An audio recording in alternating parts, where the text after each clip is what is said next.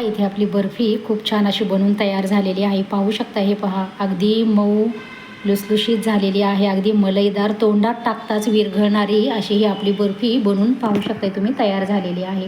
तर अधिक वेळ वाया न घालवता आपण लगेचच रेसिपीला सुरुवात करू। तर त्यासाठी इथे कोणत्याही एका वाटीचं माप तुम्ही सेट करून घ्या, किंवा तुमच्याकडे जर मेजरिंग कप असेल तर त्याचा देखील तुम्ही इथे वापर करू शकताय।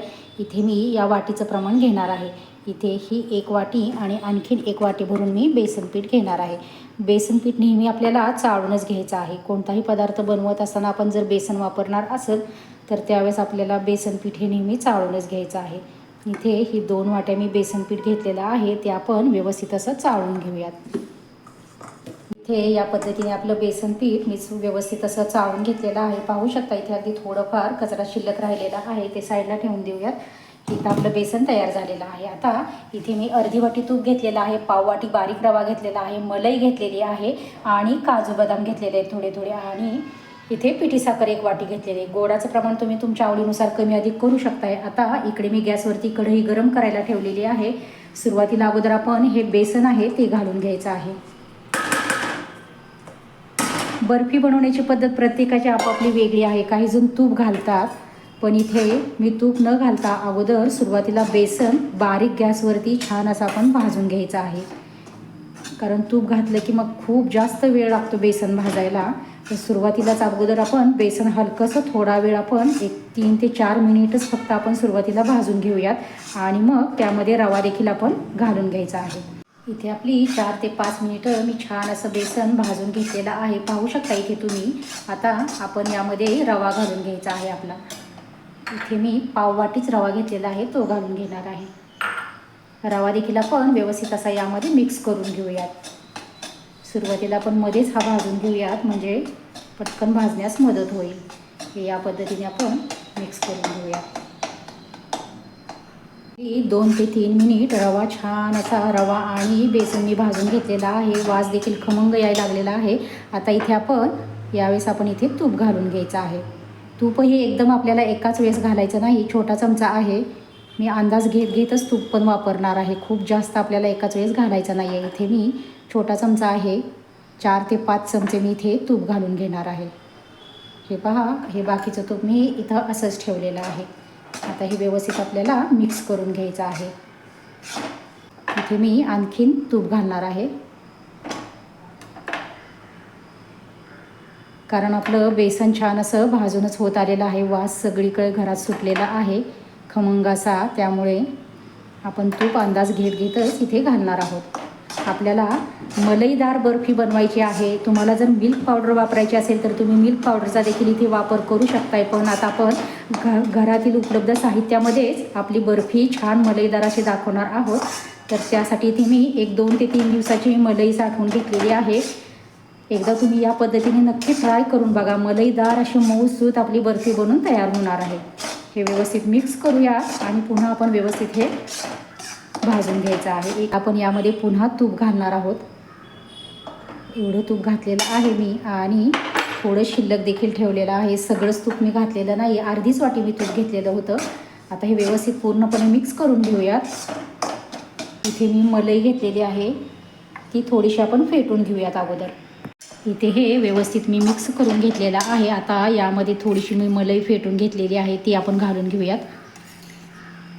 अगदी ताजी फ्रेश आपली 2 दिवसाची मी मलाई साठवून ठेवलेली होती, तीच आहे। बर्फी आपली खरंच खूप सुंदर बनून तयार होणार आहे। या मलईमुळे ना चव तर खूपच भारी लागणार आहे। हे आपण घालून घेऊयात मलाई यामध्ये।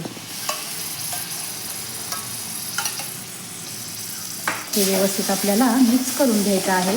मलाई आपली सर्व पिठाला छान अशा आपण मिक्स करून घेऊया, आणि पुन्हा 1 ते 2 मिनिट आपण साधारणतः हे पीठ पुन्हा एकदा 2 ते 3 मिनिट आपण भाजून घ्यायचं आहे।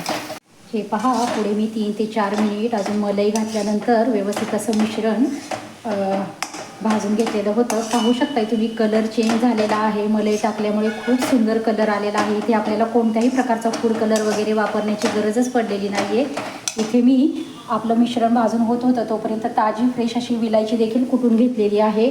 4 विलायची मी इथे कुटून घेतलेली आहेत। ताजी फ्रेश कुटून घातली ना की मग वास खूप छान येतो। आता हे व्यवस्थित मिक्स करून घेऊयात। आपलं मिश्रण पूर्णपणे तयार झालेलं आहे।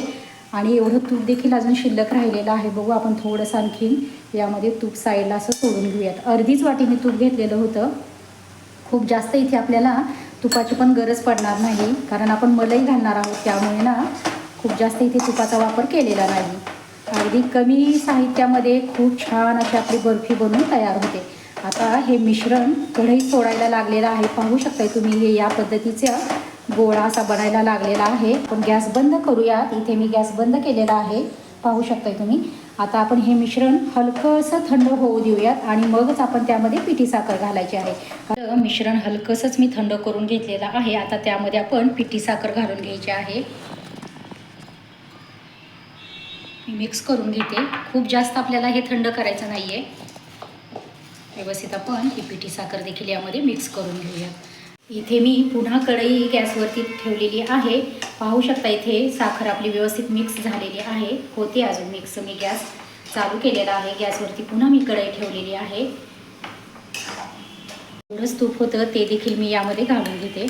ताटाला देखील मी याच वाटीतलं तूप वापरलेलं आहे. आपल्याला बरोबर अर्धी वाटी मी इथे तूप घेतलेलं होतं. गॅस बंद केलेला आहे आता आणि पुन्हा एकदा आपण मिश्रण व्यवस्थित असं मिक्स करून घेऊयात. मिक्स झालेलं आहे. आता आपण एका ताटामध्ये हे आपलं मिश्रण घालून घेऊया. आता हे व्यवस्थित आपण सर्वत्र ताटामध्ये हे पसरून घ्यायचं आहे. या पद्धतीने मी सर्व एकसारखं असं थापून घेतलेलं आहे. त्यावरती आता आपण बदामाचे काप आणि काजूचे काप टाकून घेऊयात. हे ऑप्शनल आहे, तुम्हाला हवं असेल तर घाला, नाही तर नाही घातलं तरी देखील चालेल. ते आपण थोडेफार असे घालून घेऊया आणि ते देखील असे हाताच्या सहाय्याने आपण प्रेस करून घ्यायचे आहेत, म्हणजे व्यवस्थित असे लागल्या जातील.